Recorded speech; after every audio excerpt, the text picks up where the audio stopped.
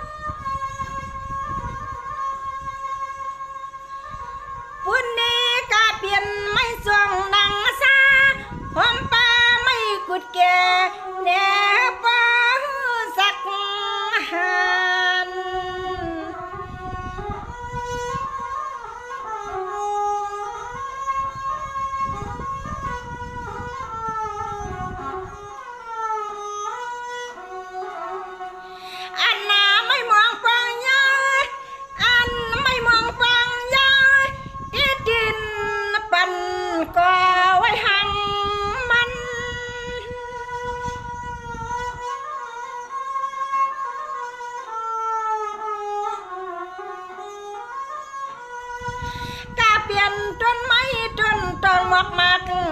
สิกุลุกพุกพวนพึ่งหาในสุเปียดดอกอยู่ปานกุวันวัน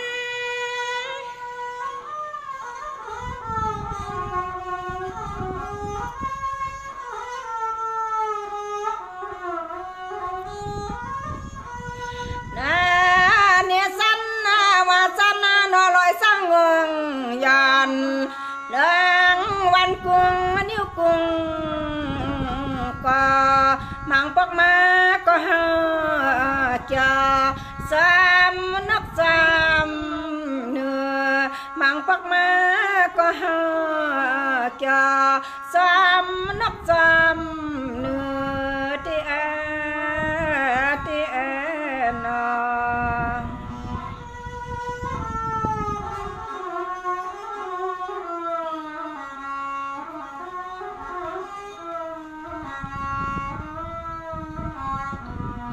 ไว้ให้ห่างนี้น้ำลิ้นหินผ้าลอยน้ำวันปีมักตีห้องปอเมื่อนอมักตีก็ห้องปอเมื่อ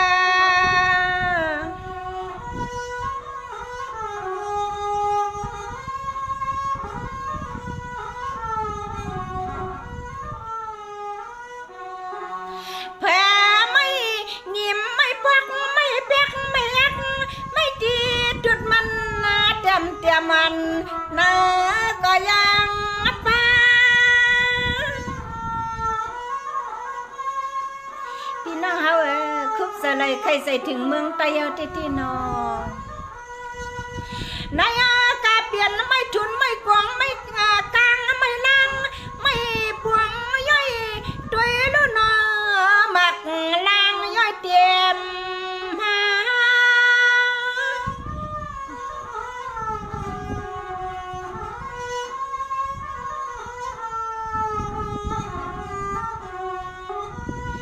ญา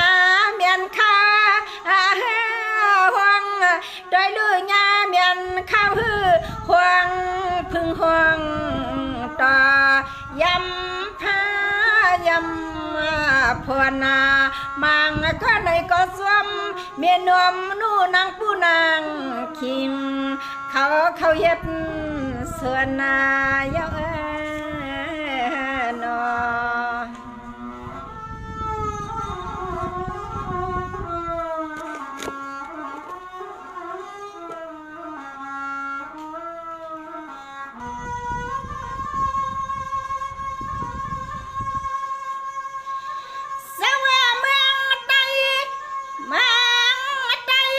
เที่ยงมาเลือนเจ็ดเลือนหน้าเปียดไตเมียดน้ำไหลเข้าหน้าดวงหน้าเลี้ยงตีผ่าไทยท่าเด็กกะลอกลอง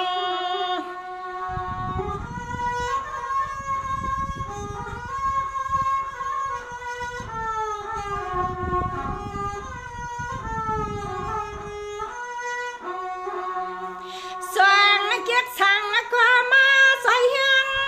พี่น้องไตนอมาใส่เฮียงทำหมอความ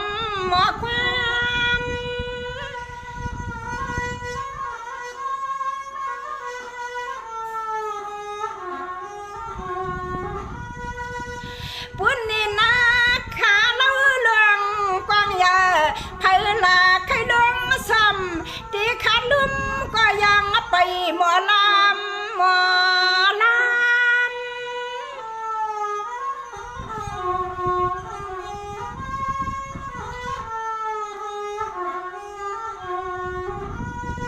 ยามเมื่อลังตรงหน้าผมป้าพี่ก็พี่อ้อปัดเข็บเดือนสมัยควายปึกห่างต่างอยากเที่ยงดินเอาข้าวผ้าข้าวพวนนอเที่ยงดินเอาข้าวผ้าข้าวพวนนาที่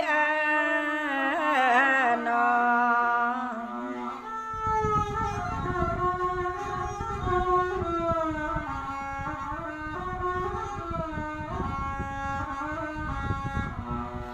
สังมันนั่นนี่นาหลวงลุงเสือค่ะนาหลวงลุ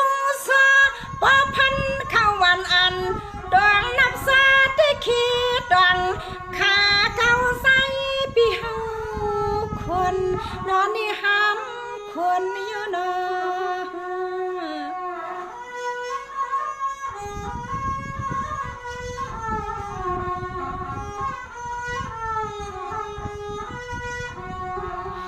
ป้าว่าเห็นลูกคอยปอลุงปูเขาตี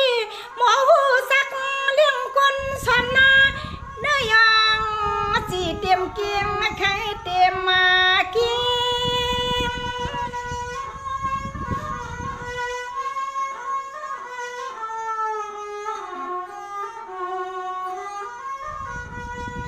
ป้าว่าเฮ็ด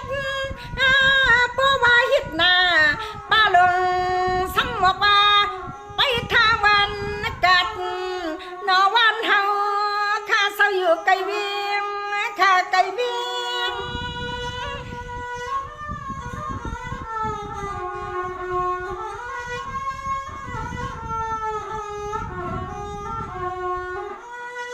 ป้าเลี้ยงหลีก็ควนควันป้าไก่ส้มตอนอุบเขียนกวนเอียนเต้าเขาลวงซอมนาน้ำปอคุณนาสั่งปลาหอเลี้ยงผักหวานสั่งปลาหอเลี้ยงผักหวานบ้านนี้นอเปลี่ยนจังไหนคะพี่น้องไตเมื่อก่อนเฮาค่ะอยู่เศร้ามาในเปลี่ยนอันดีเกี่ยวลีม้วนในคะนอ